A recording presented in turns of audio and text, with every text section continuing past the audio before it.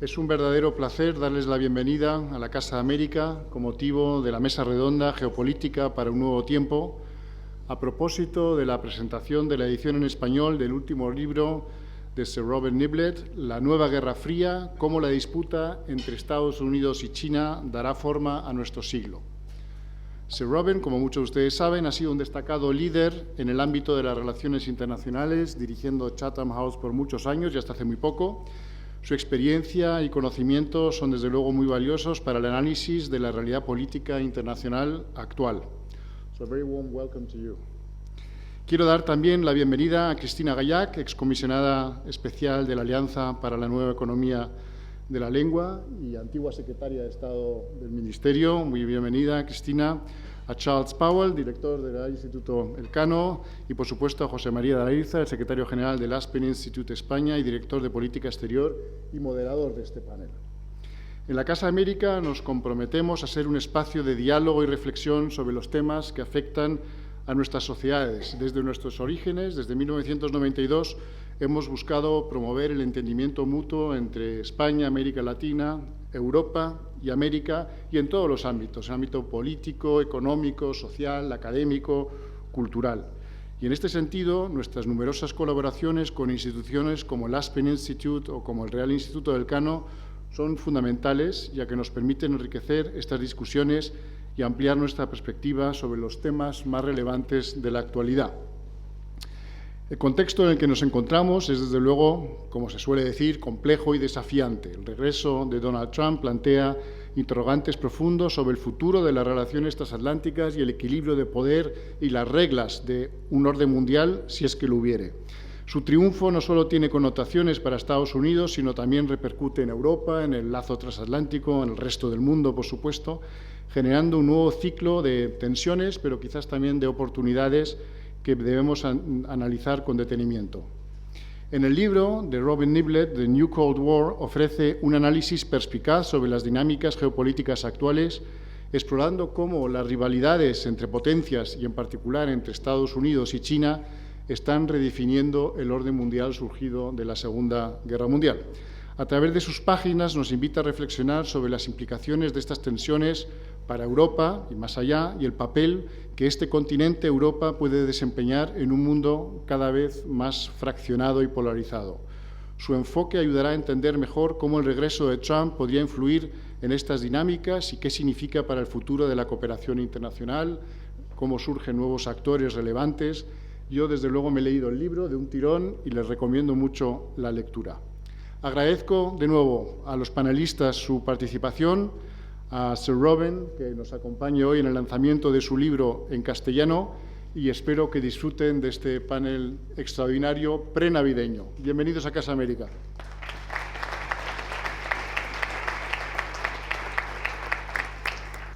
Pues muchas gracias, embajador de la Torre. Es un placer estar en Casa América.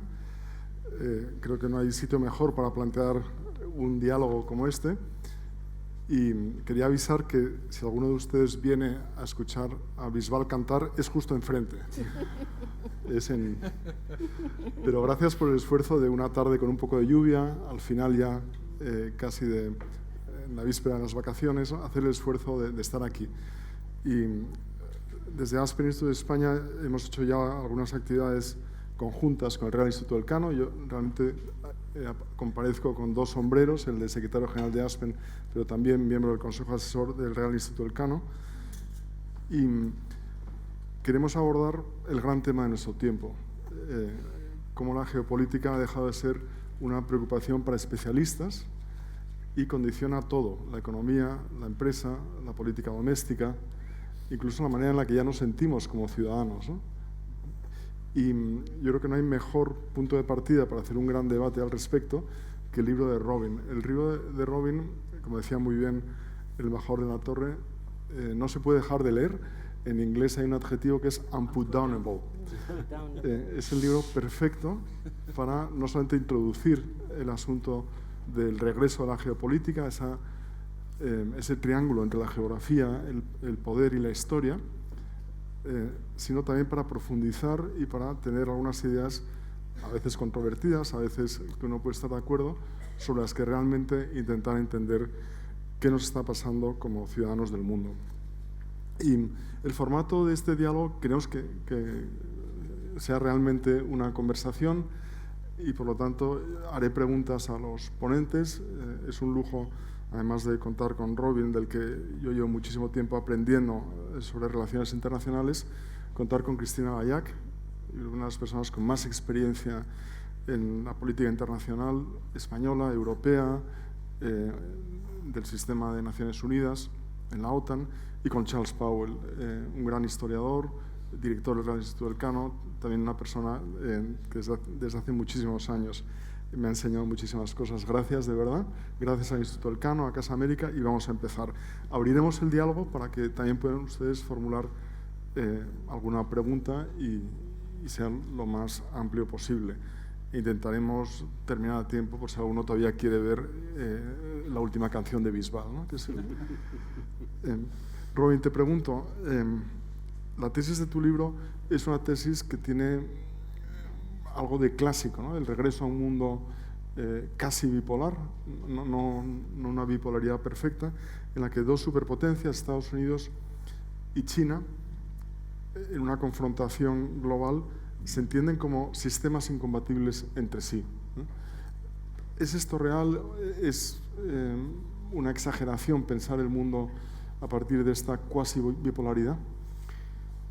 Bueno, primero, José, muchas gracias y muchísimas gracias a Casa América por invitarnos aquí, darnos esta oportunidad.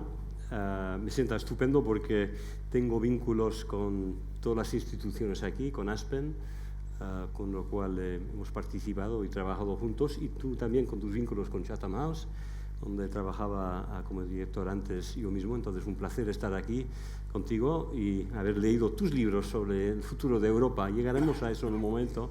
Y Charles Powell, que he conocido un ratito de Oxford, incluso de cuando yo hacía mi doctorado, un poquito tarde, y tú ya eras lecturer, senior lecturer, probably.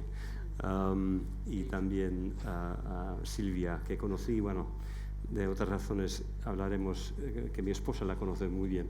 Y Cristina, encantado de estar junto contigo también en esta reunión y este evento. Es inevitable y es profundo esta bipolaridad. Lo que yo diría es que tenemos una concurrencia entre dos países que son tan grandes y que tienen tanta capacidad de poder, y cuáles sistemas son, yo diría, y lo argumento en este libro. A veces voy a ir a un poco spanglish, porque muy bien, pero de vez en cuando el vocabulario me va a faltar, pero todo el mundo aquí lo va a comprender, es Casa América. Pero son dos países que se enfrentan con sistemas, yo diría, ideológicamente diferentes. Y quiero insistir en esto, ¿no? Esto es solo una concurrencia entre dos potencias, la una, Estados Unidos, que está acostumbrada ahora a liderar el mundo, además de ser la superpotencia o la hiperpotencia, como Hubert Védrine lo llamó a un cierto punto después de la fin de la última Guerra Fría, y que de repente, y casi de repente creo, psicológicamente, se han dado cuenta que han ayudado a su rival a reforzarse y convertirse en verdadero rival, económicamente, tecnológicamente, militarmente, incluso dentro de las instituciones globales. Que yo creo que China, el gobierno chino, ha invertido mucho, que sea en la ONU especialmente, pero también en crear nuevos clubs, el BRICS, el Shanghai Cooperation Organization, cosas así. Está realmente haciendo competición en todos los niveles del poder.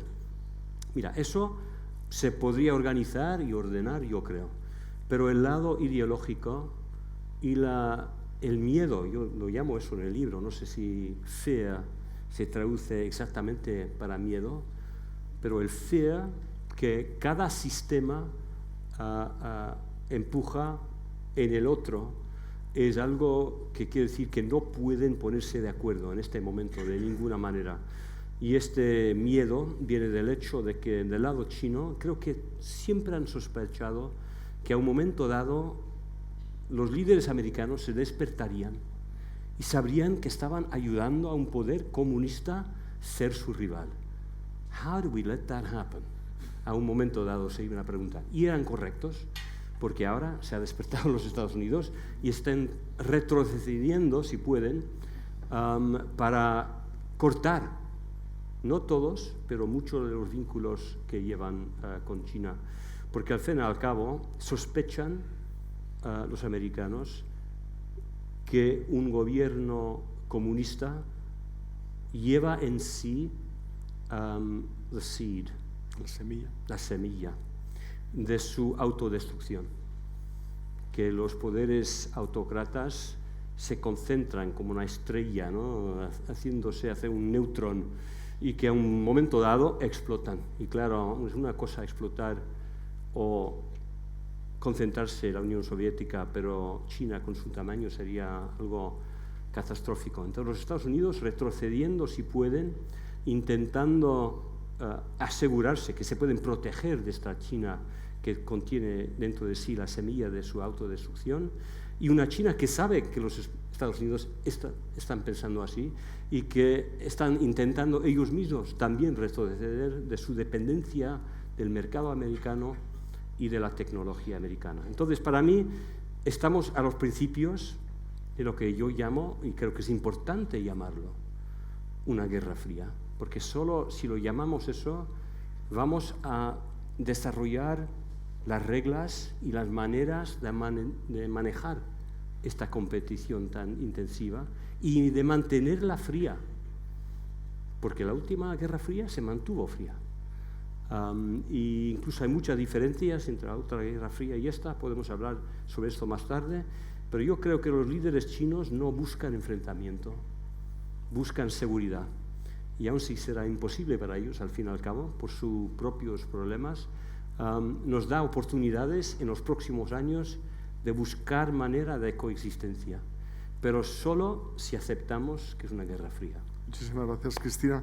Has dedicado buena parte de tu carrera, incluso la mayor parte, a construir multilateralismo, a hacer que funcione la Unión Europea, la OTAN, Naciones Unidas. Estamos al final del multilateralismo por este mundo multipolar, desordenado, con dos polos en confrontación, no solamente en competencia. ¿Qué te parece? Pues mira, yo voy a empezar quizá diciendo una butad, pero ojalá el mundo que tenemos enfrente sea un mundo de la Guerra Fría. Ojalá. Porque yo creo, y en eso ya puedo responder a tu pregunta, que en ese mundo de la Guerra Fría existía un multilateralismo renqueante, pero existía. Pese a la confrontación militar, la confrontación soviético, norteamericana, estadounidense, el mundo soviético, occidente, se fue reforzando con pegas el mundo multilateral, se ayudó a la descolonización, donde Naciones Unidas desempeñó un papel a posteriori muy importante y decisivo, y se organizó la convivencia global, teniendo en cuenta que estábamos en Guerra Fría. Y pensemos que se trabajó muchísimo en desarme, sobre todo en la segunda parte de la Guerra Fría, que es un elemento característico de la Guerra Fría. Muy me temo, y ojalá, sin querer aguar las fiestas, estamos ante las Navidades, muy me temo que la próxima fase global de nuestro planeta no será una Guerra Fría, será muchísimo más complejo, muchísimo más difícil, y en parte porque, o en gran parte porque estamos destruyendo el sistema multilateral que construimos durante la Guerra Fría. Y entonces creo que esto nos tiene que alarmar muchísimo y nos tiene que espolear, si me permitís, sobre todo a los europeos, que nos hemos beneficiado mucho y hemos contribuido muchísimo al mundo multipolar, porque no podemos dejar de que esto ocurra. Y estamos viendo una destrucción constante, sistemática, en prácticamente todas las áreas. Cuanto más necesitamos la gobernanza global, más la violentamos, más la debilitamos, y algunos elementos que están naciendo, por ejemplo, un inicio de un orden o de un control o de unas normas en el mundo digital, en el mundo de la inteligencia artificial. No tenemos, probablemente los augurios es que no van ni a salir del huevo, no van ni a nacer. Y la segunda cosa, aparte de esta butad que he dicho, que yo creo que me preocupa muchísimo, es que tenemos un elemento en el elefante en la habitación que tiene un nombre y un apellido y pertenece a nuestro mundo y es de una imprevisibilidad extraordinaria y probablemente, digo probablemente porque no sabemos, lo que puede contribuir es a deshacer este mundo multilateral todavía más es por incomparecencia. Claro, una cosa es inacción, otra cosa es desafíos, debates, desacuerdos, pero por incomparecencia, que nos encontraríamos que uno de los países fundadores, clave, P5, etcétera, etcétera, incomparece. Y por tanto, Robin, tenemos aquí a China, como tú muy bien has dicho, en los últimos años, de una manera proactiva, discreta, pero presente en todos los niveles del sistema multilateral, deja su huella. Charles, en 1870, te gusta esta cita, Henry James hablaba de Estados Unidos como una potencia disruptiva que no se adaptaba a las reglas, que entonces eran reglas británicas, ¿no? Y lo llamaba el bárbaro occidental. Estamos volviendo a esta idea de que Estados Unidos es el bárbaro occidental, es la superpotencia global que no provee de estabilidad al mundo. Como decía muy bien Cristina, que se retrae, se repliega, que no cumple su función y deja espacios vacíos que otras potencias van a, sin duda, a cubrir, ¿no? ¿Cómo ves, precisamente, has trabajado muchísimo toda tu vida en la relación transatlántica, en este momento tan delicado de principio de la segunda legislatura de Donald Trump?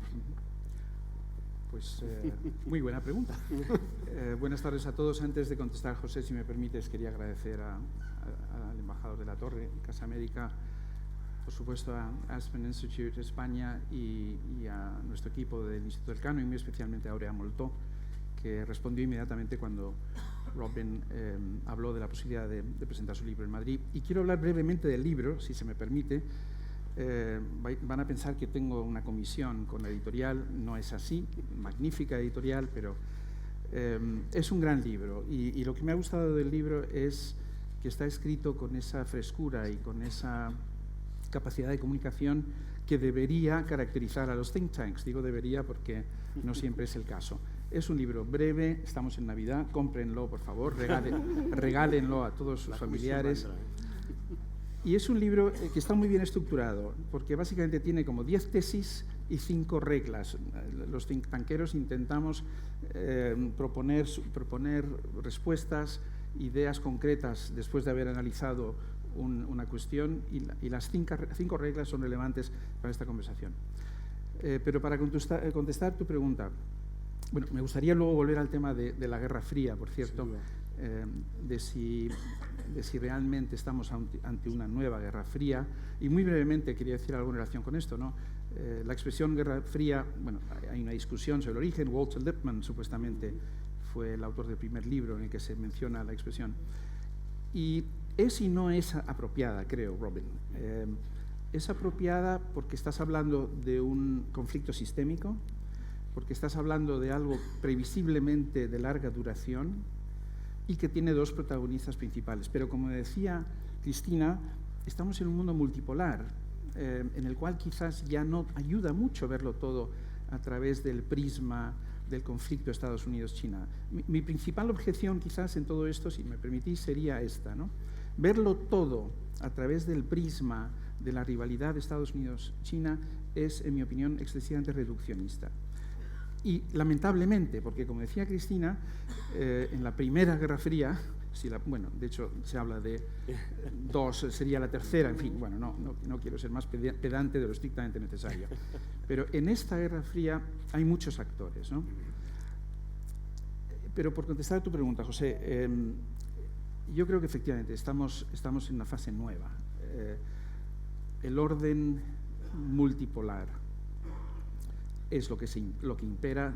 Las instituciones multilaterales han fracasado, tanto las políticas básicamente el sistema de Naciones Unidas, como las económicas, básicamente la OMC, y a Estados Unidos ya no le importa. Estados Unidos ya no se siente responsable, no es un rogue state, o como lo traducía Emilio Lamo, Estado gamberro, no sé si esa era una traducción muy apropiada, pero en todo caso, no es un rogue state, pero sí es claramente un Estado que ya no se siente responsable. Cristina hablaba de incomparecencia. Bueno, el problema es que ocupa un lugar tan central en el sistema internacional que aunque no comparezca, vamos a tener que tenerlo en cuenta, ¿no? Aquí, en el fondo, estamos hablando del fenómeno Trump, ¿no? Más o menos es lo que estás invocando, y yo me confieso bastante perplejo, ¿no? Creo que hay básicamente dos escuelas, ¿no? Una escuela que piensa que Trump 2.0 va a ser mucho peor, porque he's going to hit the ground running, porque tiene la experiencia de los errores acumulados. Trump 1.0 fue muy poco eficiente a la hora de realizar sus nombramientos, a la hora de implementar sus políticas. Esta vez tiene el control de las cámaras, control férreo, bastante férreo, del Partido Republicano, que ya no es un partido, es un movimiento trumpista, y eso le da un margen de maniobra que no tenía la primera vez. Y sin embargo, está la otra escuela, ¿no? Que es la escuela optimista. La escuela optimista, ¿qué es lo que sostiene? Bueno, optimista por llamarlo de alguna manera. Primero, como digo, estamos en un orden multipolar, y por lo tanto Estados Unidos, y uno de los 10 temas de Robin es que Estados Unidos ya no es lo que era. Estados Unidos, a pesar de su capacidad disruptiva, ya no tiene la misma capacidad disruptiva que pudo tener para ordenar y para desordenar, ¿no? Y por lo tanto, esta segunda interpretación sería, bueno, sí, Trump supone un reto para todos nosotros, para el orden multilateral basado en reglas, del cual hablaremos luego, para la OTAN, por supuesto, para la Alianza Atlántica, y para nosotros, los europeos, porque obviamente Trump siente muy poca simpatía por la construcción europea, la Unión Europea como institución. Y os confieso que no sé muy bien a qué carta quedarme, ¿no? La idea de un Trump sistémico con objetivos claros me produce cierto escepticismo. There is method to his madness, ¿no? Sin duda, pero también hay mucho caos. No sé si es exactamente improvisación, pero hay mucho desorden, ¿no? En esa casa. Hay mucho desorden en esa casa. Y por otro lado, también quiero ser optimista. Hay muchas cosas que no están funcionando bien en este orden liberal supuestamente basado en reglas, ¿no? Pero eso quizás lo dejamos para más adelante. Muchísimas gracias. En efecto, en el libro de Robin se habla de que China no es la Unión Soviética y Estados Unidos no es el país que era. No sé si te gustaría responder al lugar de la superpotencia global occidental en el mundo y qué es lo que podemos esperar en los próximos meses, años, de este movimiento, ¿no? Que no es tanto América primero, sino el caos primero, ¿no? Mira, fascinante escuchar estas dos tomas, digamos, de la situación actual, y yo también estoy intentando encajar la situación actual y utilizarlo como base para mirar al futuro. Estamos intentando hacer todos. Es verdad que había más reglas en la última Guerra Fría. Por fin había más reglas. Lo que digo en el libro, no sé si es totalmente correcto, bien, claro, pero que estamos en el primer capítulo. Y si nos acordamos de los años 50 hasta 65, lo que sea, era un momento de mucho peligro, de mucho miedo. Estamos en una nueva Guerra Fría que no ha tenido su crisis de misiles de Cuba, que todavía no, los dos lados no se han mirado en los ojos y dicho, ok, hold on, aquí vamos hacia atrás. Ahora, no son los mismos países, no habrá el mismo problema, aunque hablo, si puedo hacer una referencia aquí a Taiwán, por lo menos cuando la crisis de misiles de Cuba se resolvió, los rusos, los soviéticos quitaron los misiles, Cuba se quedó como país comunista. ¿Qué más da? Sancionado, no tenía amenaza real para Estados Unidos. Taiwán no se puede resolver de la misma manera. Taiwán es el misil de la democracia visado a el Partido Comunista de China. Es tanto más peligroso para el Partido Comunista de China Taiwán de lo que es fue Cuba para Estados Unidos. Y entonces hay cosas en el futuro que vamos a tener que pensar. No hemos llegado al momento de las reglas y por eso recomiendo que tenemos que llegar ahí, pero los chinos no quieren hacer reglas hasta el momento, como los soviéticos no querían hacerlo hasta que habían alcanzado el nivel de los americanos, como hicieron. Bueno, cada uno iba un poco adelante del otro, pero llegaba un momento donde querían parar. Entonces, creo que eso es importante. También, creo que es lo que está diciendo también Charles, ese mundo de las reglas antiguas, al fin y al cabo, no es estable. Estados Unidos, y increíble que ha durado 80 años liderando, al fin y al cabo está volviendo más a su posición natural. Beware foreign entanglements. Que ahora el coste, los gastos que ellos gastan en apoyar las alianzas del antiguo no les está dando suficiente beneficio ni económico ni político. Entonces, esto yo creo que no era sostenible y el Consejo de Seguridad de las Naciones Unidas es también algo osificado del pasado. Lo que me interesa de Trump es, de una manera, yo pienso en él en este momento, que de política exterior podría terminar por ser positivo. Voy a ser un poquito provocativo en diciendo eso. No le gusta la guerra, de lo que pensamos, o la última vez por lo menos, y está posiblemente acelerando cambios que se tenían que hacer, y a veces la aceleración permite que el cambio se haga. Intentando hacer cosas poco a poco, a veces nunca se hacen. Y si quería ser un poquito optimista, diría que del lado internacional, nosotros como europeos, ahora con Trump ganando una segunda vez, no podemos decir que Trump era la aberración, ¿se dice aberración? The aberration, de lo inormal, y que Biden, que reconstruyó, gracias a Putin, las alianzas transpacíficas y transatlánticas, que H. Biden en los últimos 4 años era the aberration, y la vuelta en poder de Trump nos muestra que esto es más el futuro, no el futuro exacto, pero que este instinto americano de retroceder un poquito, donde hemos hablado todos, es lo natural del futuro. Entonces, para nosotros como europeos, tenemos que reaccionar. Y Trump nos está provocando en hacerlo. Ahora, hablamos posiblemente del momento si lo vamos a hacer o no, otra pregunta para unos minutos más tarde, pero I welcome the challenge. I welcome the challenge. Bueno, yo no soy político, entonces yo puedo decir eso.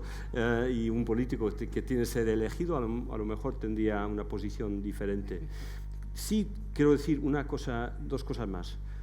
Lo que me preocupa, lo máximo de Trump, es doméstico. Que su reelección es más o menos una rechaza de su esfuerzo de rechazar la realidad y el resultado de la última elección. Y es posible que él intente weaponize, hacer arma, si no del Departamento de Justicia, posiblemente, pero posiblemente del FBI, para hacer prosecutions contra periodistas, militares, quien sea, que se atreven a decir la mentira que él perdió, que claro que es lo contrario. Y para europeos y para otros, esto será un momento más peligroso que creo que el futuro de la OTAN. Vamos con él, no podremos, y no podemos esconder del desafío que él hará a la democracia americana. Ahora, posiblemente hay una gente que dice, no, Trump está muy contento, está mucho más contento, ganó bien, ganó con mayoría, no tiene que hacer esto. Su suceso, dice Susie Wiles, el Chief of Staff, our retribution will be the success of the American economy. I hope. Pero veremos. Última cosa, mundo multipolar. Esto para continuar con Charles. Es un mundo desorganizado en este primer capítulo de la nueva Guerra Fría, pero yo no veo otros polos. Para mí, decir que es un mundo multipolar es decir que es desorganizado. Indio no es un polo. ¿Cómo se dice polo en español? Un polo. Un polo. I prefer pole. Pero India no es un polo. No puede serlo, no quiere serlo, no es capaz para el momento. ASEAN no es un polo. Voy a decir, en África no veo polos. Brasil no es un polo. Nigeria no es un polo. Ahora, ¿sabes dónde voy? Unión Europea no es un polo. Es una potencia a ciertos niveles, pero en este momento, ahora mismo, dependemos más de los Estados Unidos que antes. Y es la complejidad que falta. Pero, entonces, si vamos a decir que no es una guerra fría, y es un debate, y debato mucho en Inglaterra, en otros sitios, si lo es o no lo es, yo creo que sí, pero da igual. Pero no creo que es un mundo multipolar, no plus. Me gustaría volver al punto caliente de esta posible guerra fría que has mencionado, ¿no? Que es Taiwán. Un conflicto en Taiwán sería posiblemente para el resto del mundo 10 veces peor que la guerra de Ucrania en sus consecuencias negativas, ¿no? Y tú has hecho una valoración muy positiva de la democracia en Taiwán, de lo importante que es para poner frente al espejo, ¿no? Al régimen comunista chino. Pero realmente me gustaría preguntarle tanto a Charles como a Cristina, desde un punto de vista europeo, ¿tenemos que seguir esta lógica estadounidense? Sabemos que la política exterior de Trump probablemente va a tener esta tensión entre halcones que quieren confrontar a China y más bien aislacionistas, por ponerles una etiqueta, ¿no? Taiwán, desde un punto de vista europeo, ¿deberíamos tener el mismo pensamiento, la misma aproximación que los halcones en temas chinos en Estados Unidos o en otros países afines? Bueno, yo tengo una gran pasión por Taiwán, un país de 23 millones de habitantes, una de las grandes democracias del mundo, sistema educativo súper sofisticado, grandes politólogos, por lo tanto, I have skin in that game, ¿no? Pero soy yo, no soy Europa. Lo que yo creo que es importante es que conectemos Taiwán con el entorno. Es decir, Taiwán es un país pequeño, es verdad, es el cuchillo que apunta al corazón de China, pero cuando uno va a Taiwán, lo que descubre es que muchísimos taiwaneses tienen una relación muy estrecha con la China actual.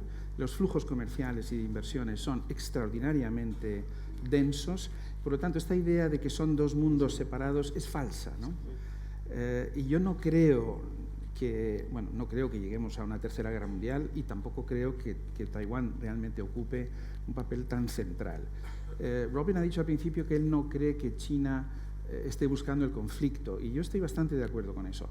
Ahora, los escépticos en el auditorio nos podrán decir, ¿y entonces por qué China se está gastando aproximadamente 300.000 millones de dólares al año en defensa?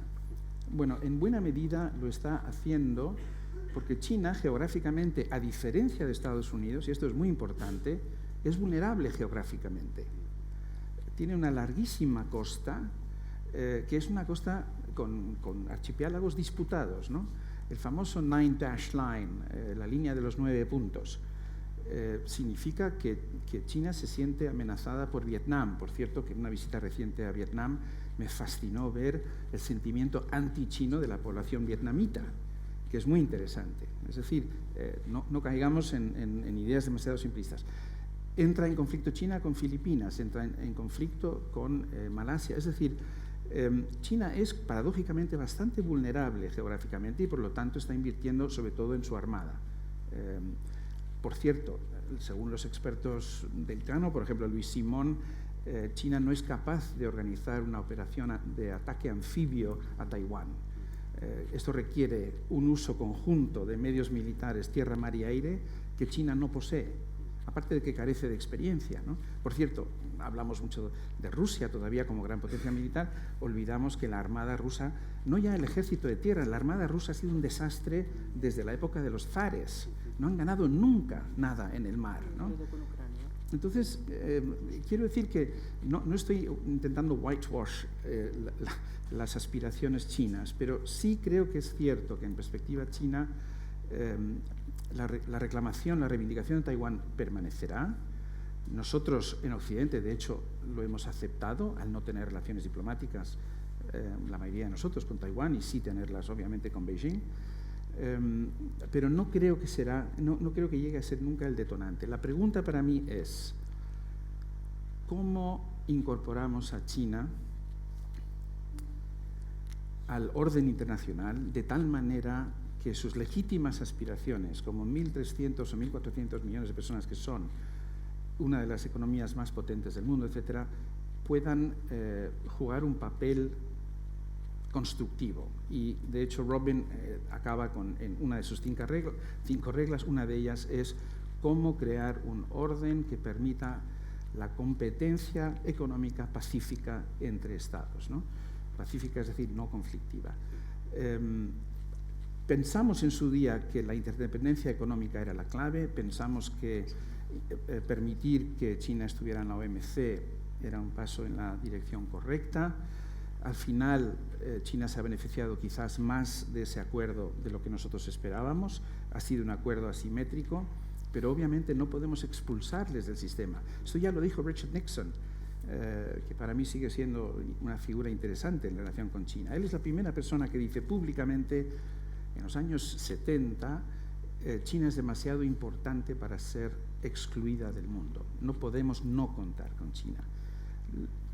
Lo que me sorprende, os confieso, es que no hayamos sido capaces de sentarnos con China para hablar de una manera razonable y pacífica sobre ese nuevo orden internacional donde cupiéramos todos, ¿no? Esto es algo que me llama la atención, pero creo que es básicamente correcto lo que ha dicho Robin. Es decir, no veo a China como un Estado inherentemente agresivo, sino más bien como un Estado muy consciente de sus debilidades, de sus vulnerabilidades y sobre todo de su vulnerabilidad geográfica. Cristina, ¿qué te parece a ti las dos dimensiones de las que ha hablado Charles, ¿no? Si la relación transatlántica se convierte automáticamente en transpacífica, sin una mirada europea distinta, y también desde ese punto de vista de orden mundial, la voz de China, el sitio de China, de países que entienden que los marcos multilaterales no reflejan suficientemente, no recogen sus aspiraciones, sus intereses, ¿no? Yo creo, básicamente, que en este momento y ante pues, estos dilemas que los estamos viendo, ¿no? y desenfocando la tensión sobre Taiwán, yo creo que tenemos que enfocar, además, lógicamente, del tema militar candente taiwanés, pero algo mucho más amplio. Y esa amplitud la Unión Europea la ha reflejado siempre, como países democráticos, valores, solidaridad, y eso está en un límite también muy frágil. Lo estamos viendo mientras estamos notando el avance de los populismos, neofascismos, la extrema derecha, etc. Y para mí reconstruir esto es fundamental para poder comparecer como Unión Europea, más o menos unidos, pero sí en base a estos valores, y poder desarrollar este diálogo que no hemos podido desarrollar con China, poder reforzarnos ante Estados Unidos. Reconstruir esto es mucho más importante que reconstruir la OTAN, de las posibles rarezas que pueda ejecutar el próximo presidente de los Estados Unidos con respecto a la Alianza Atlántica. Porque yo creo que estamos realmente en un momento, es que si no lo reconstruimos, de cambio sistémico donde el liberalismo, que nosotros hablamos más social liberalismo en Europa, pues está eclosionando en cosas raras, y que por tanto la gobernanza global es mucho más difícil de lo que de lo que en principio sería, porque el multilateralismo es mucho más complejo de gestionar, porque los países que emergen transaccionan muchísimo más, me refiero a los países, pues los BRICS, la relación es mucho más transaccional. Pero hay algo en lo que nosotros no deberíamos de transaccionar, que es nuestros valores, nuestros principios éticos, el famoso rule of law. Es que el rule of law, es que no podemos salir a la calle con el rule of law en estos momentos, con lo que ha ocurrido en Oriente Medio, sobre todo en la guerra de Gaza.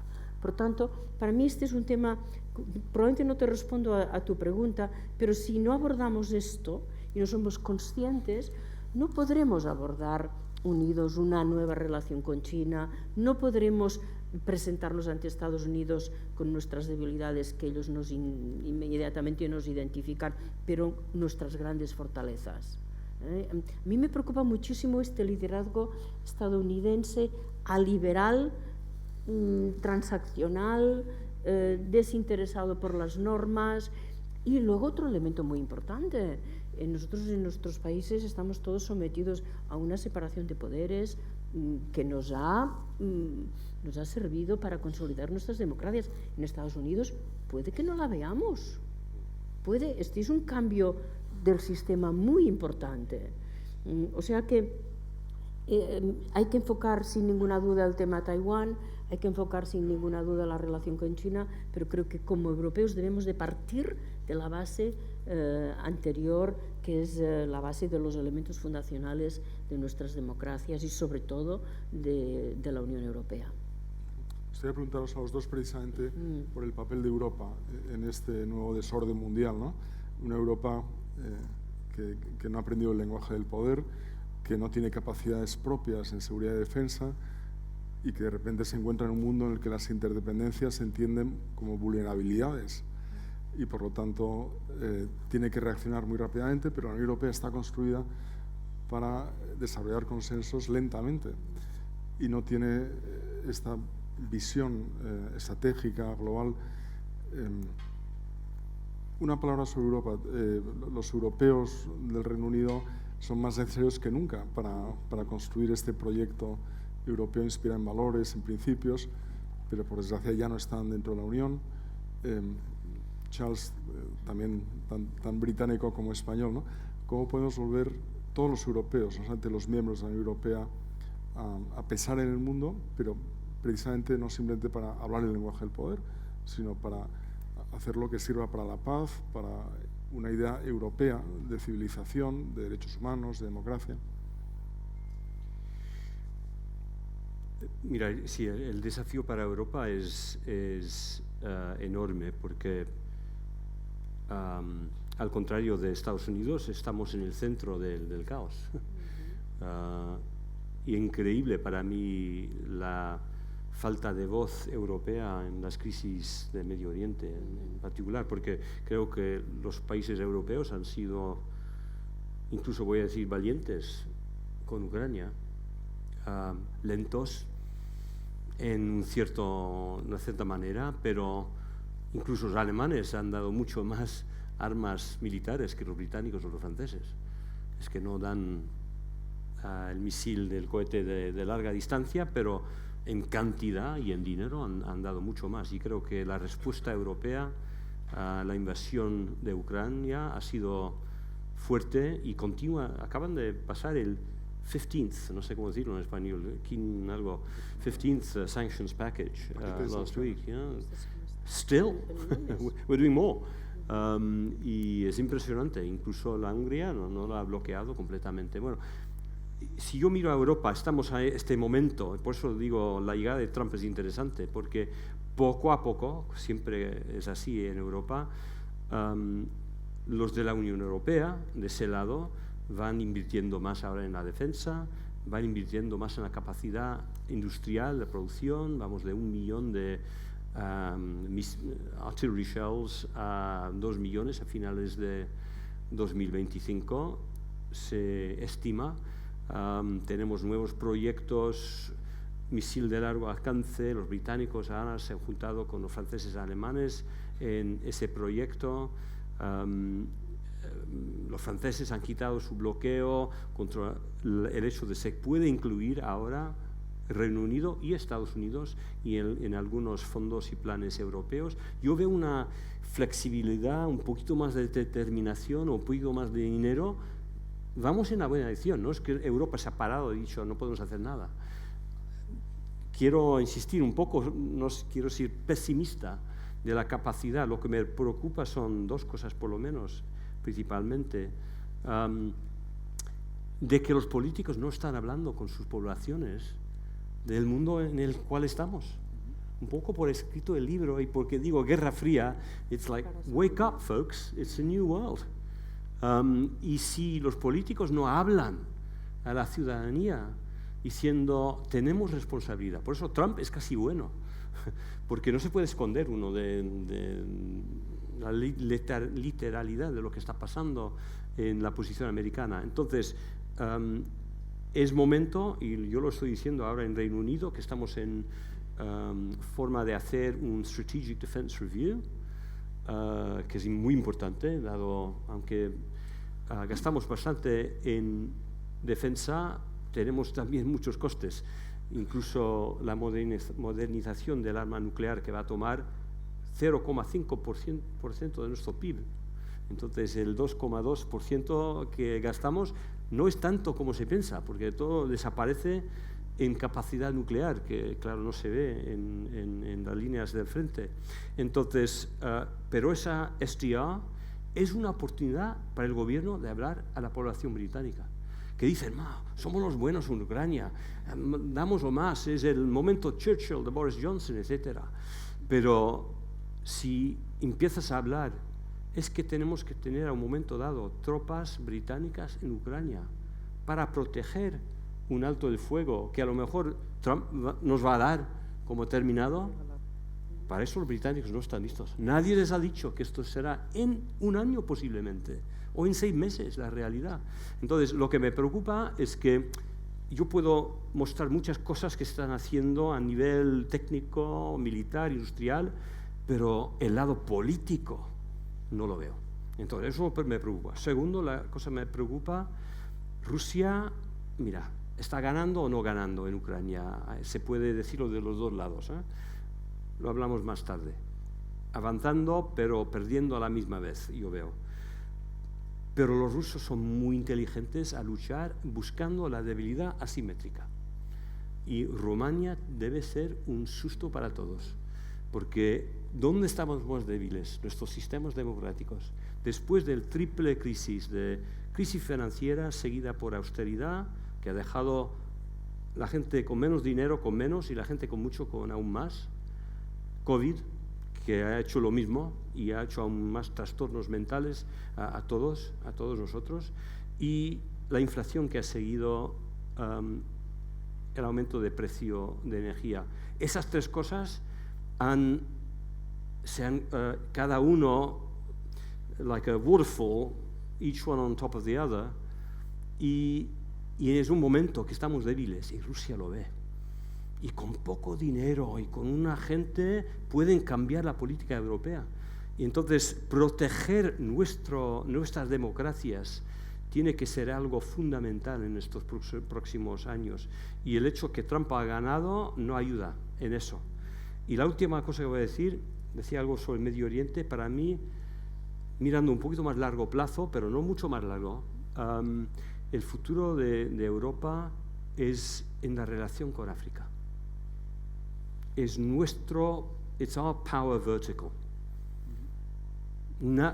Los Estados Unidos no se va a ocupar o interesar en África.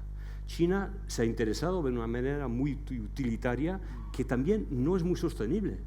Nos ha dejado la oportunidad de ayudar a los países africanos a subir la cadena de valor económico, porque al fin y al cabo nosotros queremos que tengan más poder económico. Ahora, esto es muy complejo, cada país tiene su problema, bla, bla, bla.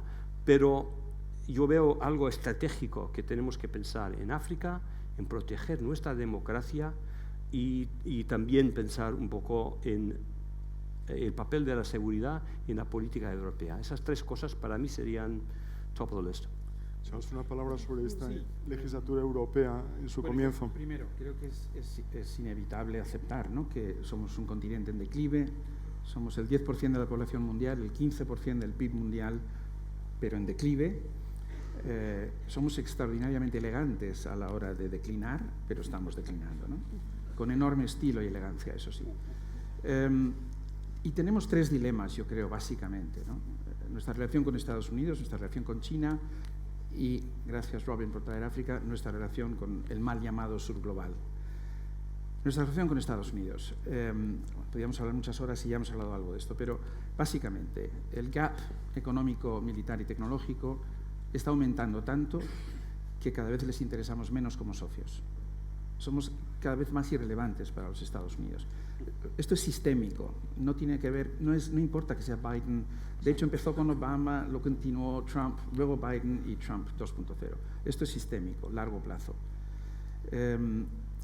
Nosotros decimos que nuestros intereses son similares, pero no idénticos a los de los americanos.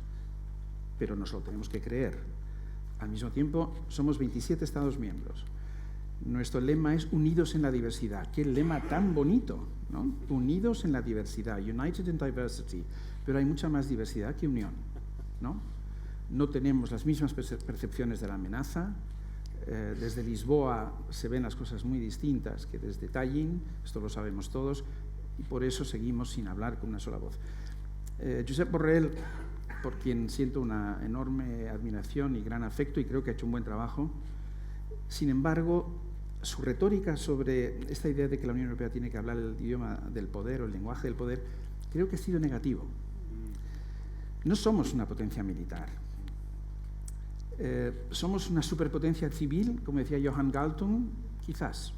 Somos una potencia normativa.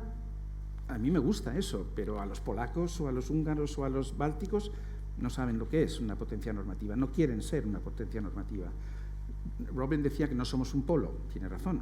¿Queremos ser un polo? De hecho, muchos no quieren que seamos un polo, porque en el fondo nosotros nacimos para superar las guerras, para superar la historia, para superar la geografía, para superar la división del mundo en esferas de influencia. Todo eso es rancio, eso es siglo XIX.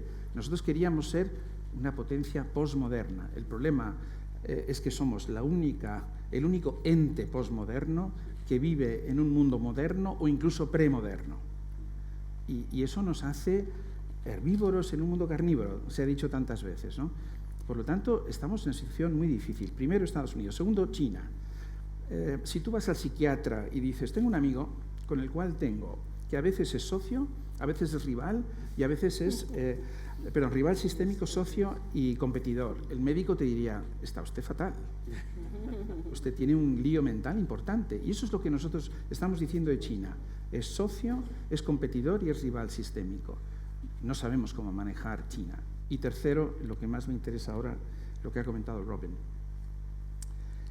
cómo relacionarnos con el sur global. Por cierto, Josep Borrell se va a sumar a Elcano a partir del año nuevo, esperemos que en el mes de febrero, con la intención de trabajar sobre esta idea.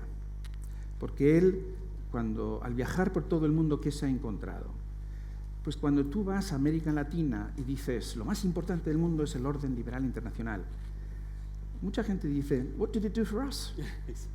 A mí nunca me ha ayudado el orden liberal internacional basado en reglas por el cual usted dice que debemos morir todos, o en África, o en el sudeste asiático. Entonces, y nos acusan de dobles estándares, ¿no? Decimos que Ucrania, la defensa de Ucrania es fundamental, es el futuro de la democracia, del Estado de Derecho, de la soberanía, pero hemos permitido que mueran más de 40.000 personas en Gaza. And counting, ¿no? Yo entiendo el argumento del doble rasero, para el cual no tenemos buena respuesta, y Josep Borrell no ha encontrado una buena respuesta como alto representante. Entonces, ¿qué valor tiene Europa? ¿Qué puede traer Europa a la mesa? Y vuelvo a mi punto anterior, una de las reglas de Robin. Nosotros somos rule makers, no rule takers. Y se nos da bastante bien eso de reunirnos, hacer comités, comisiones y escribir papeles. Esto, para los euroescépticos, es irritante, pero es un valor que tenemos. Es decir, somos una comunidad de derecho.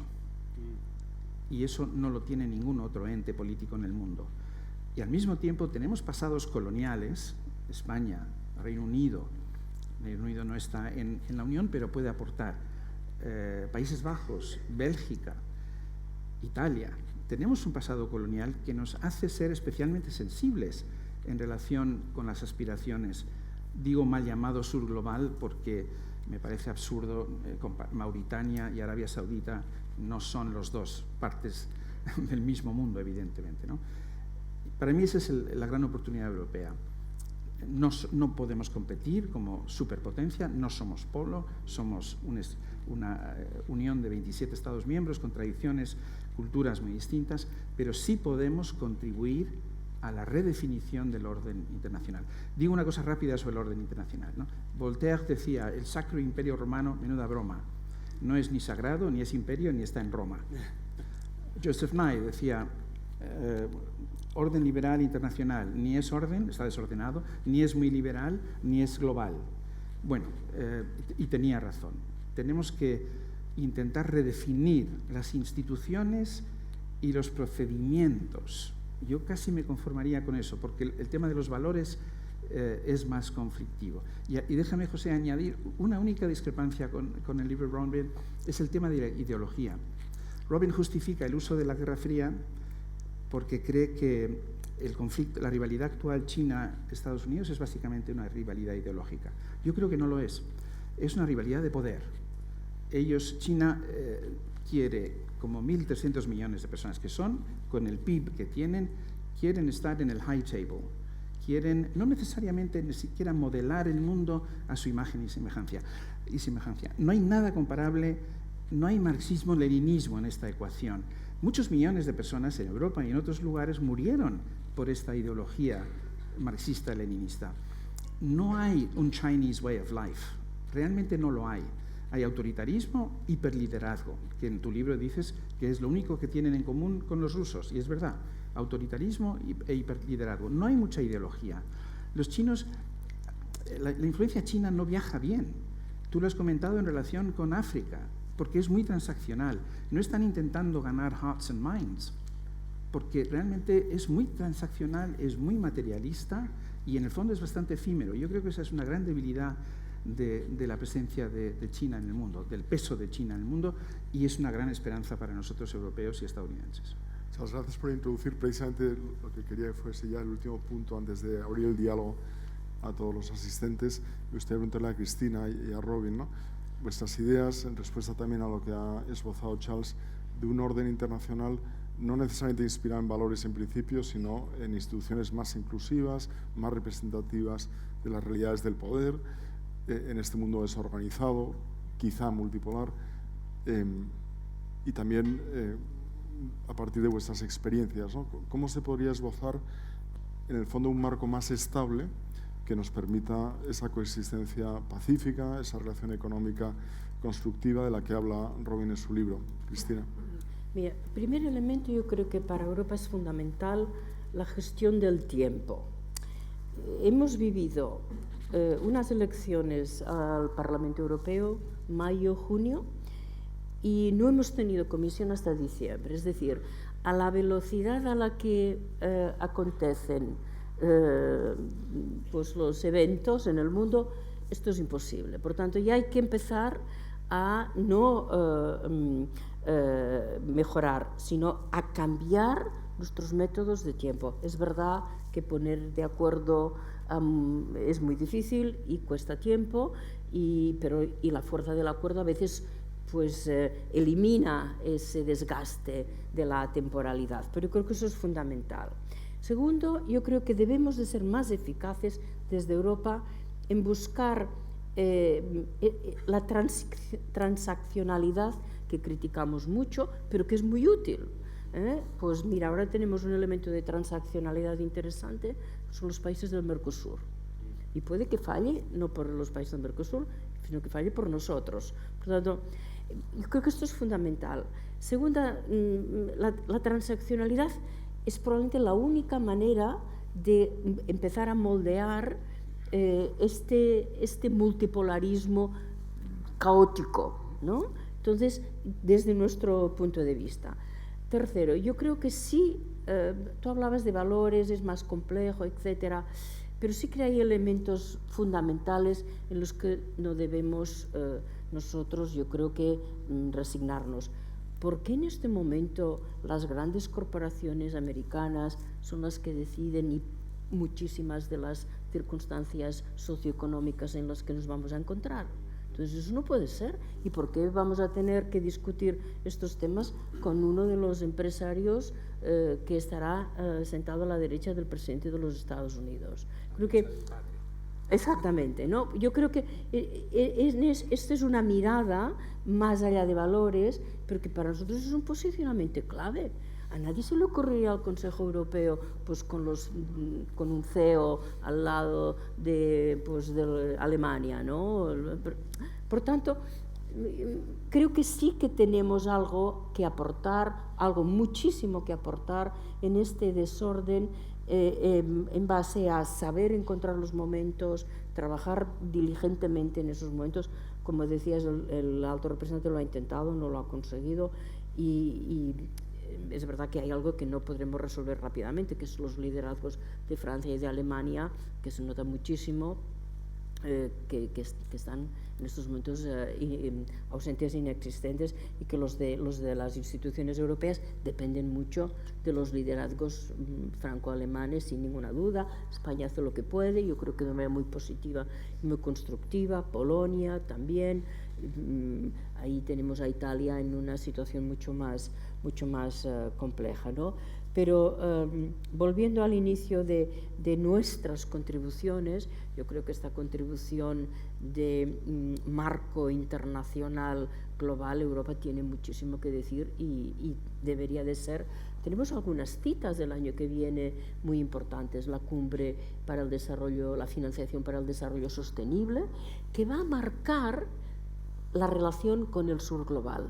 Es decir, en el momento en que decimos que tenemos que buscar reforzar nuestro papel, como Europa prepare, presente y actúe en esa cumbre, que además será en Sevilla, es una de las indicaciones claras de cómo vamos a tratar con el sur global, porque vamos a tratar precisamente de cómo las instituciones financieras internacionales sirven o no sirven al desarrollo del sur global. Tenemos otro momento muy importante en septiembre, que es la cumbre sobre los temas sociales, que no la hemos tenido nunca. Nos hemos dado cuenta que este desbarajuste de personas desempleadas, jóvenes sin proyecto de futuro, problemas gravísimos de vivienda, la vida cotidiana es mucho más difícil. Estos son los temas que vamos a tratar en esa cumbre, por no decir ya los climáticos. Por lo tanto, yo creo que Europa sí tiene oportunidades y debería de jugarla en estos momentos de temáticas muy específicas donde tenemos mucha experiencia para construir. No podemos pensar que es una reconstrucción estructurada, planificada, sino que es aprovechar las circunstancias. Para mí también es muy importante cómo después de este vendaval en Oriente Medio con un elemento interesante, en todo caso de Siria, ¿no? muy interesante, pero no sabemos tampoco, es un desconocido los próximos pasos, cómo nos posicionamos en Europa. Muchísimas gracias, Cristina. Robin. Mira, oportunidad, me gustaría escuchar a preguntas, etcétera. No voy a decir más sobre Europa, creo que lo tenemos bien, conocemos el problema y las posibles soluciones. La única cosa que diría al final y al cabo es, creo que nuestra gran ventaja, y posiblemente incluso comparada con Estados Unidos en los próximos años, es el rule of law at home. International rule of law, difícil, como decía Charles, como te decías tú, muy difícil. Hay tanto doble estándar que es difícil que lo empujemos, pero como ejemplo de cómo se puede llevar una vida, dado que la mayoría de los países no pueden recrear la realidad de los Estados Unidos, nosotros estamos más cerca de cómo los países manejan los desafíos fundamentales internos. Y esto me trae un poco. Estuve en Washington en octubre durante el momento de World Bank, IMF meetings que tienen lugar 2 veces al año en octubre. Y estaba hablando en una conferencia sobre emerging markets y oí mientras estaba ahí hablando de multipolarity and emerging markets y decía lo mismo que tú. You'll come to regret not having a Cold War. A well-organized Cold War is better than multipolarity, but you know that's otra cosa. Pero el Banco Mundial, World Bank, su presentación fundamental fue sobre el middle income trap. La middle income trap. Ahora, las cifras podéis mirar vosotros, pero de lo que me acuerdo, 34 países solo han salido del middle income trap to high income en los últimos 30 años. 250 millones de personas solo. Eso incluye países en Europa que se asociaron a la Unión Europea y pudieron subir. Incluye Corea del Sur, incluye Singapur, incluye Arabia Saudita, pero algunos de los países con muchos bienes de recursos en el Golfo. China no lo ha hecho. No lo olvidemos. Y ahora voy a insistir un poco, y vamos a continuar Charles y yo más tarde, porque cumplimentos de mi libro y después, no estoy de acuerdo, no, I'm just kidding. Pero, ideología. Decías antes, tenemos que buscar sitio para los chinos en la mesa. We've got to find a way to accommodate 1.4 billion people y sus esperanzas. Es verdad.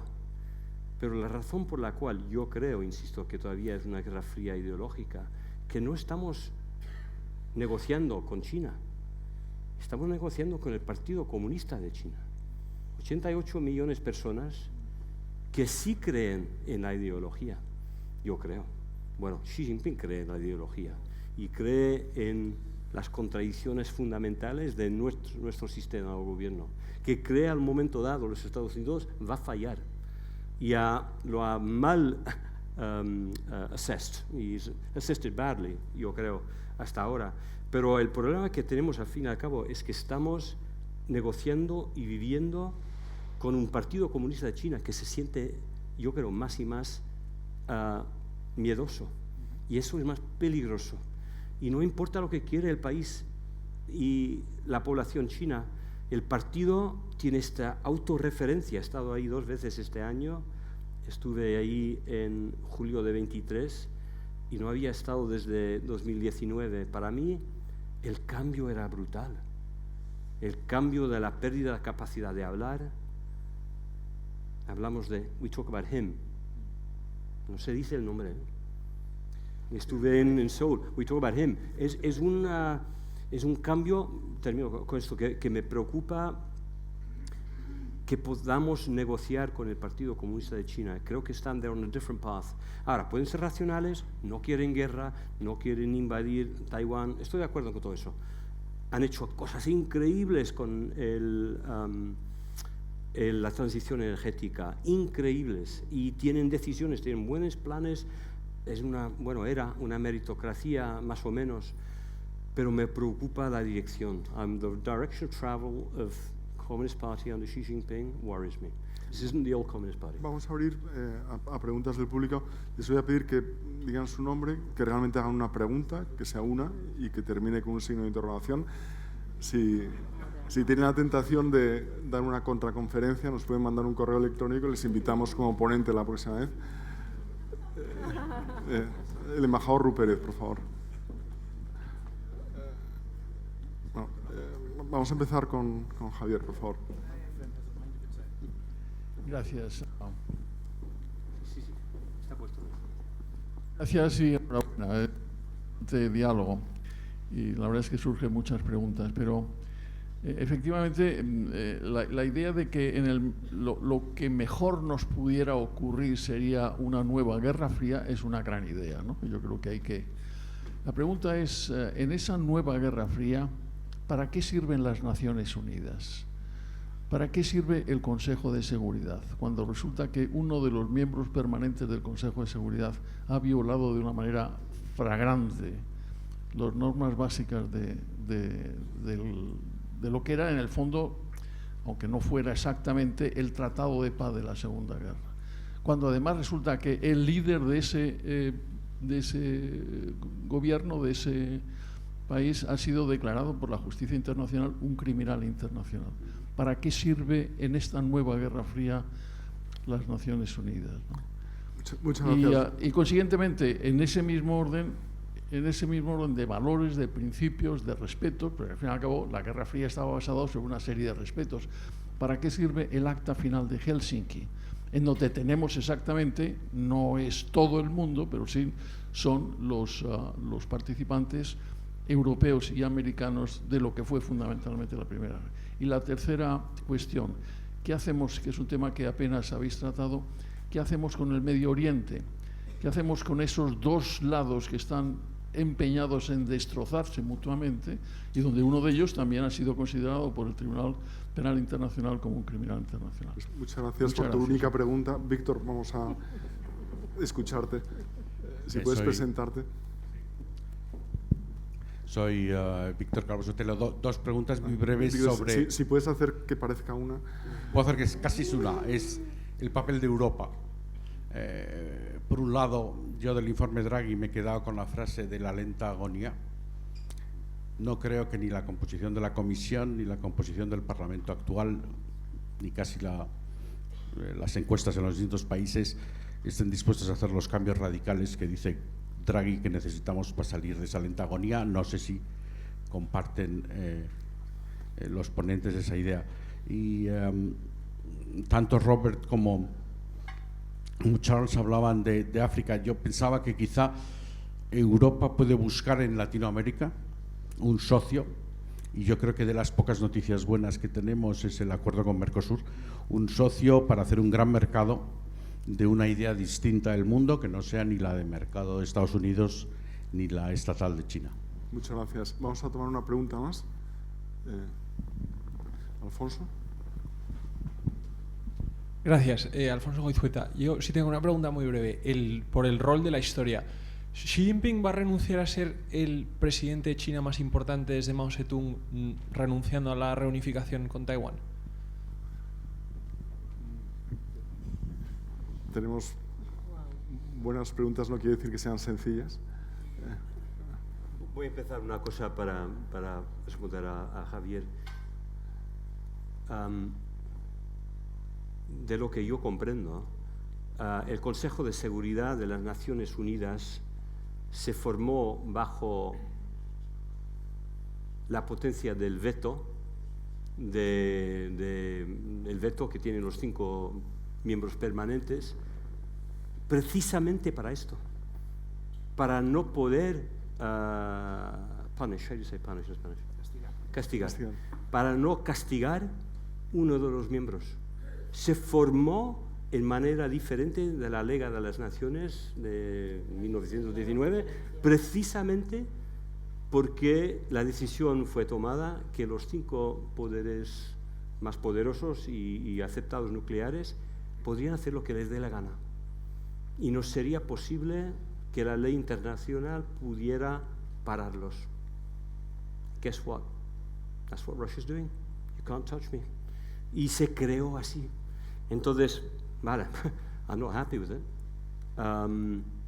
Pero no se puede decir que las Naciones Unidas están fallando cuando está haciendo, se olvida. The deal that was done in 1945 was a dirty deal. And now we're living that dirty deal. Ahora, también tengo un capítulo que se llama The End of Multilateralism. Entonces tienen mi respuesta un poquito sobre las Naciones Unidas en este momento. Pero hay un subtítulo que dice workarounds. La famosa frase de Donald Rumsfeld, we could do a workaround. Y hay mucho workaround. Hay minilateralismo. Que es el acuerdo con EU, con Mercosur. Es the CPTPP, el Trans-Pacific Partnership, que es, al fin y al cabo, yo creo que el COP, ahora, otra vez, es una manera del multilateralismo que no depende de la legalidad internacional, depende de compromisos nacionales que son suficientemente transparentes que se pueden you can shame others into having to do what they said they would do. Entonces, hay cosas nuevas que se están experimentando, pero lamentablemente hay partes de las Naciones Unidas que continúan siendo muy importantes, incluso el WTO, el OMC, que creo que todavía tiene cosas muy importantes que hacer, y algunas de las agencias muy importantes, el IAEA es importante, pero the big multilateral thing, the UN Security Council, General Assembly, no hay mucho. Mira, dejo a otros, y voy a decir dos cosas para terminar. Cuando yo leo el reportaje de Draghi, pienso en una cosa. In the end, porque no hay dinero para hacer todas las cosas que él quiere hacer, it's an invitation to Fortress Europe 2.0. Al fin y al cabo, vamos a hacer lo que hacen los otros, vamos a intervenir en nuestros mercados. Si América va a intervenir, si China está interviniendo, vamos a intervenir. Change competition rules, European champions, more protection from outside. Transaccionalismo nuestro, como tú decías, es natural y no estoy en contra, que no sea para siempre, pero es para una etapa, maybe it's the best answer. Y no comprendí completamente la pregunta de Xi Jinping, creo que decía, es que, will he give up power? Is he willing to give up power? No. Hyper-nationalist. So, yeah. It's his place in history. Sí. By taking Taiwan. Mira, al fin y al cabo lo que sabemos, y ahora llegamos a una zona muy difícil de interpretar, pero publicamos una vez en Chatham House un estudio de cómo el cerebro de la gente cambia bajo periodos extensivos en el poder. La química cambia, hay un estudio, la química cambia. Lo ves con Charles, que ha estado en posición de poder tanto tiempo en el campo. Estoy hecho polvo. Es que no es el Charles que conocía yo antes. Yo pero ya no mira. soy el mismo. No. Es todavía mejor. En serio. Y sí, preocupa a mucha gente que el efecto Putin se va a manifestar en Xi Jinping. No sé, yo creo todavía, y esto es creer algo que no lo sé, no se puede saber, pero que el Partido Comunista China todavía existe. Es mi esperanza, que todavía... Mira, va a ir para el cuarto, he'll go for the fourth term, el quinto. Lo que me preocupa de Taiwán es que lo más cerca que hacemos de 2049 y lo más que él va con demasiado tiempo en poder hacia su quinto momento, podríamos haber un intento de cambio de poder de un líder en China a otro que él va a intentar de resistir, y yo no sé. Depende de muchísimas cosas. Pero sí, él se cree el nuevo Mao Zedong, y el Mao Zedong, bueno, murió, pero fue un desastre a momentos. Por eso insisto todavía que me preocupa el sistema chino, no es tan resiliente como pensamos. No sé si queréis añadir algún matiz, cualquiera de los dos. Mira, yo muy poca cosa, pero esta idea del cuestionamiento de Naciones Unidas es que es fácil, porque el día a día nos lleva a ese cuestionamiento. Pero hay una parte, cuando ves Naciones Unidas como la parte funcional y la parte normativa, comprendes que sin algo parecido no podríamos funcionar. Por tanto, cuando tienes que hacer el análisis en el defecto es más débil el análisis, pero es que es fundamental. En otros ambientes yo sí diría Naciones Unidas es la primera que llega y la última que se va. Y se va después de haber sido sumamente criticada de todas partes. Entonces yo creo que esa es la base, ¿no?, de nuestro compromiso, que lo puedes explicar de otra manera, pero la primera que llega, la que le dan las tortas en la mayor parte de sitios, es Naciones Unidas. Y la parte normativa es fundamental. Por ejemplo, ahora vamos a tener esta oportunidad muy difícil, ¿no?, de diseñar nuestra relación con el sur global desde el punto de vista financiero. Es clave. Y eso es Naciones Unidas. Es verdad que son los organismos financieros, pero será un consenso. Y después no le puedes pedir al sistema lo que los propios miembros, los líderes del sistema, no dan. sentimos mucho. No, es igual, no le puedes pedir al Consejo de Seguridad, a las Naciones Unidas, si los miembros del Consejo de Seguridad o están ausentes o están demasiado presentes. Muy rápidamente, gracias Robin por compararme con Xi Jinping, creía que eras un amigo.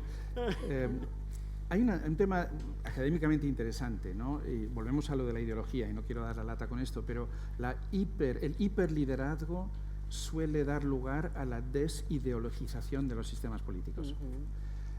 Hitler, por ejemplo, el nacionalsocialismo dejó de tener la importancia que había tenido en sus primeros momentos porque la acumulación de poder, al final el poder lo justificaba todo, ¿no? En términos domésticos y en términos externos. Yo con la gente joven con la que hablo en China, o cuando vienen aquí, o las ocasiones en las que he ido allí, lo que veo es un gap cada vez mayor entre la élite y la población normal, en parte porque no se cree en la ideología, ¿no? Es un poco ¿no? el rechazo que este partido que básicamente cuida de los apparatchiks, pero realmente no tiene contenido. Aparte que habría que preguntarse una pregunta muy interesante, ¿qué diablos es la ideología del Partido Comunista Chino? Porque, como digo, marxismo, leninismo, maoísmo, bueno, es un mélange curioso, quizás es más confuciano que maoísta, pero bueno. Javier Pérez ha planteado una cosa muy interesante. No tengo una buena respuesta, pero creo que lo que no vamos a ver es un Big Bang constituyente, que en el fondo los europeos nos gusta el Big Bang, ¿no? Vamos a rehacer bueno, es que hubo una Segunda Guerra Mundial, ¿no? A lo mejor después de la Tercera Guerra Mundial podríamos tener el Big Bang que a ti y a mí nos gustaría, porque somos formales y nos gusta la cosa esta jurídica, y entonces tendríamos un nuevo orden mundial fruto de la Tercera Guerra Mundial. Yo creo que el problema fundamental es que no es posible reformar el sistema con facilidad y por lo tanto seguiremos arrastrándolo. Robin no ha mencionado algo muy interesante en su libro. Los no alineados, los países no alineados son mayoría, son más de 150 estados, representan el 65% de la población mundial y el 30% del PIB mundial.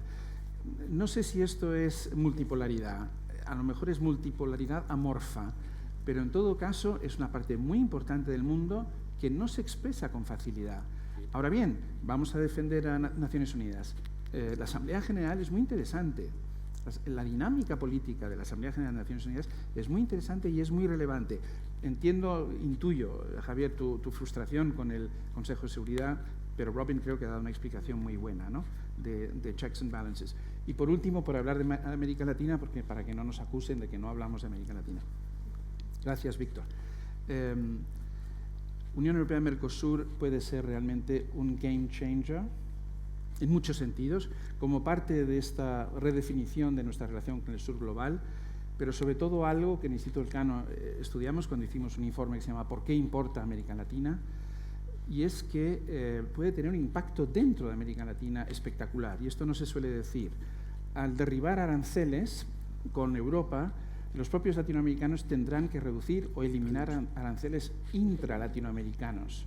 Esto es fascinante, es decir, nosotros en Europa pensamos en la Unión como si hubiera nacido para proyectarse hacia afuera, cuando en realidad nació para mejorar hacia adentro. O sea, que no pensemos en Mercosur solo desde el punto de vista de what's in it for me o what's in it for Europe, sino desde el punto de vista de cómo puede beneficiar a la propia América Latina. Pues tenemos tiempo para un par de preguntas breves más.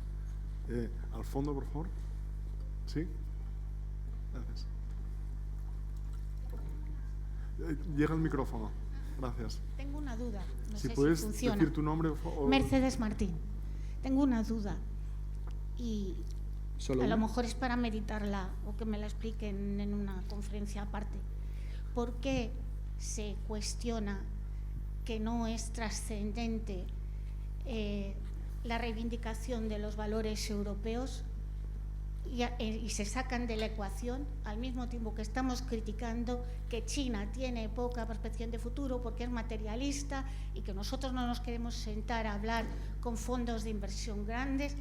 Los valores europeos a lo mejor sí tienen que ver también con la normativa europea que defendemos, y lo que he oído de la conversación es que no se van, que nosotros lo que vamos es a exigir, y para mí eso hasta filosóficamente es un contrasentido.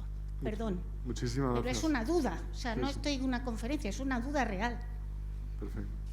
Y también ahí. Mira, Milosevic se va a morir si no. Perdona. No, pero era por dar la palabra al fondo, ¿no? Ya. Hola, muchas gracias. Me llamo Javier Romero. Mi pregunta va hacia una pregunta de las tasas de natalidad y cómo enfrentarse a un problema cuando nuestro modelo industrial se basa en que haya tasas de natalidad más o menos normales en Corea del Sur, en Japón, en Europa, cuando nuestro social welfare state tan extensivo. ¿Qué podemos hacer y cómo va a impactar también a China para mejorar o que no sea tan crujiente ese problema de las tasas de natalidad? Gracias. Muchas gracias. No, yo quería, mi nombre es Mira Milosevic, soy del Real Instituto Elcano y he tenido suerte de que ya he leído el libro de Robin, pero que ya que Charles ha mencionado a los no alineados, creo que lo que va como argumento al título del libro de Robin, de Nueva Guerra Fría, que sería muy interesante explicar una parte que es de las que más me han gustado, que es de la triangular con los países que Charles ha mencionado como no alineados, ¿no? The best is not always the best, y yo creo que esto es un poco el meollo de esta nueva Guerra Fría, ¿no? Muchas gracias. Robin. Déjame decir una cosa. Por favor, entra bien. Muy breve, sobre población. Luego ya, mira, yo no sé si es cierto, Robin, tú nos dirás, pero en el 2100 está previsto que la población de China sea la mitad de la actual. Va a bajar mucho, no sé si es la mitad, pero va a bajar Lo mucho. cual, el desafío poblacional del mundo occidental, de Corea, de Japón, de Europa, es un desafío que va muchísimo más allá e incluye, sin ninguna duda, por mucho que se haya intentado revertir la política de un hijo solo. Pero ¿no? es posible que a ese momento Japón sea 50 millones y China sea, China sea 600 o 600. 800, pero proporcionalmente es el problema, es que vamos todos con la población Salvo África. menos África, justo y por eso decía, no tenía tiempo de decirlo, el reto tan importante para Europa y oportunidad. Para ir, si puedo terminar, porque no oí todas las preguntas al principio, si alguien, sean para mí, que alguien me lo diga, porque español lo oí bien, pero de triangulación. El libro lo escribí un poco después de haber hecho mi farewell lecture a Chatham House, y I talked at one point about a trilateral world, un mundo trilateral. Ahora es que no sé si lo es, y decir eso es decir que todo el Global South es una cosa, que no lo es, como decía Charles. Entonces, I pulled away from trilateral world. Pero es más, hay una guerra fría en el Global North. China es parte del Global North. Quiere pretender que es parte del Global South.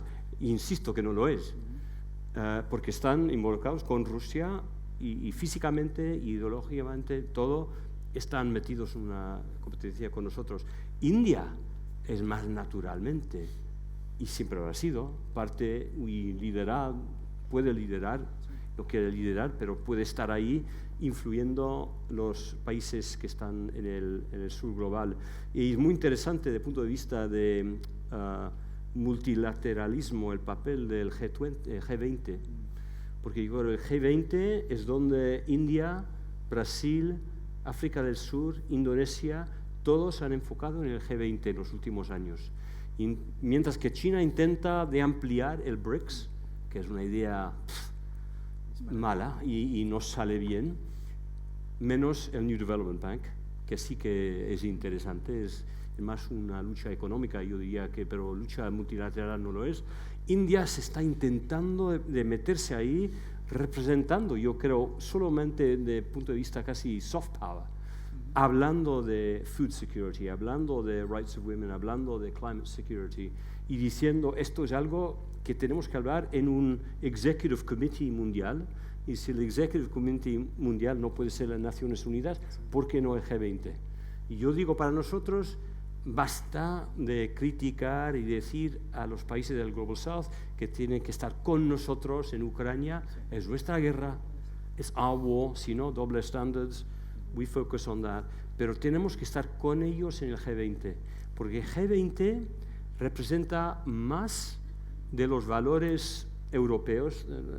La señora que estaba preguntando sobre esto, I don't know the right word, the young lady. In any case, I said señora, whatever it means. I can see you.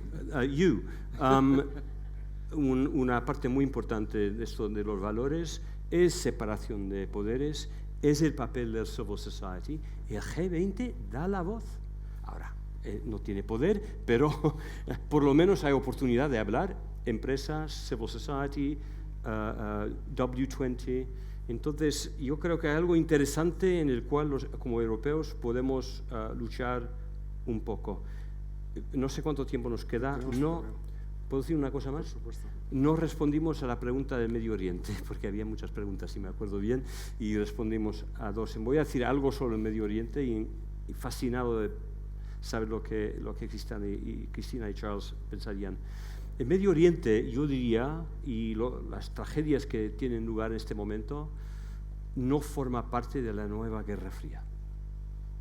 No es parte de la lucha ideológica, no, la lucha geopolítica entre China y Estados Unidos. Y eso es bueno, por lo menos, por todo lo terrible que ha pasado y está pasando. Todos los poderes externos quieren una solución. China necesita la solución para poder sacar sus recursos sin amenaza. Estados Unidos no quiere enfocarse más en Medio Oriente, quiere que se pare todo, quiere enfocarse en China. Nosotros queremos que se pare. La gran diferencia para Trump, si quiere hacer maximum pressure on Iran, es que esta vez los árabes sauditas no lo quieren. Ellos no quieren luchar contra Irán.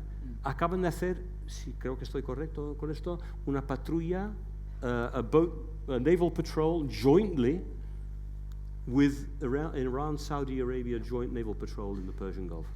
What? ¿Por qué Arabia Saudita no puede tener visión 2030 y a la misma vez estar en lucha con Irán? Porque si no, cada cosa que está invirtiendo en el Medio Oriente se convierte en cible, target. ¿Cible? No, ¿cómo se dice? En target. It becomes a target. Un blanco, gracias. Un blanco para the Revolutionary Guard. Entonces, la ironía es que el único sitio en el mundo donde veo posibilidad de esperanza es muy larga, es pequeña, es el Medio Oriente. If Trump wants the Nobel Peace Prize, está todo listo. Biden ha preparado el acuerdo con los árabes sauditas. Ahora Israel tiene que sentirse más seguro. Los árabes sauditas no quieren guerra. ¿Qué momento? Jamás más o menos destruido. No hay solución. La única solución es la paz. Ahora, el problema es que miro a Netanyahu y digo, no, he won't take it.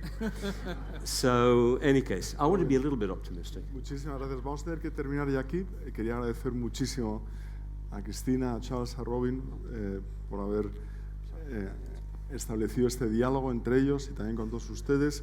Invitarles a nuestras actividades, tanto del Real Instituto Elcano como de Aspen Instituto de España en 2025. Hay muchísimo de lo que hablar, sobre lo que pensar, pero creo que el libro de Robin y este diálogo por lo menos nos ha servido como punto de partida para muchas más reflexiones, ojalá igual de interesantes. Muchísimas gracias. Muchas gracias.